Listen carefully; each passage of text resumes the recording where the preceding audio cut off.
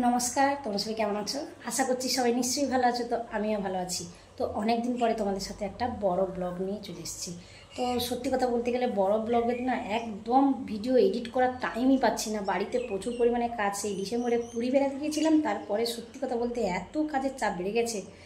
তোমাদের দেখাবো আমি কি কাজে ব্যস্ত ছিলাম আর কত সময় কত দিন লেগেছে আমার কাজ শেষ করতে। তবু এখনও কাজ বাকি আছে, কিন্তু পুরো কাজ কমপ্লিট হয়নি। যাই হোক, এখন একটু অল্প হলেও ফ্রি হয়েছি, তো তোমাদের সাথে সেগুলো শেয়ার করবো যে বাড়িতে কী কাজ হলো এতদিন, এতদিন আমি কোনো বড় ভিডিও দিতে পারিনি। তাও তো আমি শর্ট হয়তো 4-5 দিন হলেও দিচ্ছি, কিন্তু আমি শর্টও দিতে টাইম পাচ্ছিলাম না। পুরো আমার বন্ধ ছিল অ্যাকাউন্টটা।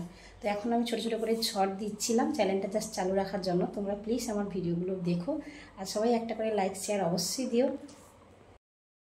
তো তোমাদের আমি দেখাবো আমার বাড়িতে কী কাজ হয়েছে। তো হয়েছে তোমাদের প্রথমেই দেখাই, আমার মাটির রান্নাঘর ছিল, ওটা কিন্তু হয়েছে পাকার বাড়ি। তো পাকার বাড়িতে কিন্তু আমি প্রচুর কাজ করেছি, তাই আমি ভিডিও দিতে পারিনি। তোমাদের শর্ট দিয়েছিলাম একটা ইটের বাড়ি, ছোট্ট করে মাটির বাড়ি ভেঙে বাড়ি বানিয়েছিলাম। তো তোমাদের দেখাচ্ছি বাড়িটা কেমন হয়েছে। তোমরা কিন্তু সবাই অবশ্যই আমাকে কিন্তু জানিও।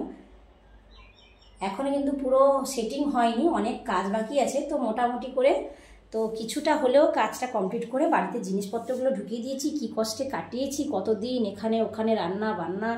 আর উপরে কিন্তু ছাদ দিইনি, অ্যাজবেস্টার দিয়েছি। তো ফ্রিজটা ছিল আমার ওইখানটাতে ফ্রিজটা ছিল, ওখান থেকে বার করে নিয়ে আমি নিয়ে এসেছি আমার এখানে। আর আরেকটা জিনিস, আমার এই শাড়ি রাখার আলনাটা ছিল আমার ঘরের ভেতরে, ওটাও বার করে নিয়ে এসেছি। কেন বলো তো, এটা পুরো আমার ফাঁকা হয়ে গেছে, দাওয়াটা পুরো একদম পরিষ্কার। আর বুঝতেই তো পারছেন আমার ছোট্ট বাড়ি, আর এটাতে মোটামুটি সংকোচ করে থাকতে হয়। এখন রান্নাঘরটা বড় হয়ে গেছে তো আর আমার সমস্যা হচ্ছে না। তো যাই হোক, আমার রান্নাঘরটা কিন্তু অনেক বড় করেছি। কেমন হয়েছে কিন্তু সবাই অবশ্যই একটা করে আমাকে কমেন্টে লিখে জানাবে কেমন হয়েছে। আর সত্যি কথা বলতে গেলে তোমাদের কাছে বলার কিছু নেই। তো আমরা মধ্যবিত্ত ফ্যামিলির আমি মধ্যবিত্ত ফ্যামিলির বউ। তো স্বামী বাইরে কাজ করে, সবাই তোমরা জানো। তো যেমন মোটামুটি হয়েছে ততটা আমি পেরেছি। ভেবে নিও না আমাকে সরকার থেকে ঘর দিয়েছে, এটা আমার নিজের স্বামীর টাকায় রোজগারের বাড়ি বানিয়েছি। তো এখনও কাজ বাকি আছে, এই সব জিনিসগুলো এখন এলোমেলো হয়ে আছে। পুরো লেগেছে আমার 2 মাস এটা কমপ্লিট করতে। যাই হোক বন্ধুরা, আমার রান্নাঘরটা কেমন লাগলো তোমরা কিন্তু সবাই আমাকে কমেন্টে লিখে জানাবে আমার কেমন লাগলো আমার ছোট্ট রান্নাঘর। আর তোমরা আপাতত সবাই আমাকে কি বলি, তোমাদের আর বলার কিছুই নতুন করে। যাই হোক, তোমরা সবাই আমার পাশে থেকো, আমি আবার নতুন করে ব্লগ আরম্ভ করেছি।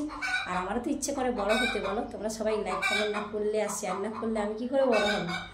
যাই হোক, সবাই ভালো থেকো বন্ধুরা। পরে আমি তোমাদের আরও ভিডিও দেওয়ার চেষ্টা করবো। এখন তো ফ্রি হয়েছি, কিছু না হলে ছোট্টখাট্টো করে আমি ছোটো করে তোমাদের ভিডিও দেবো। এই দেখো তো, মুরগির চিৎকারে থাকা যাচ্ছে না। আর এইটা আমার মাটির বাড়ি ছিল, ওটা ভেঙে তার উপরেই বানিয়েছি এটা। যাই হোক বন্ধুরা, সবাই ভালো থেকো, টাটা।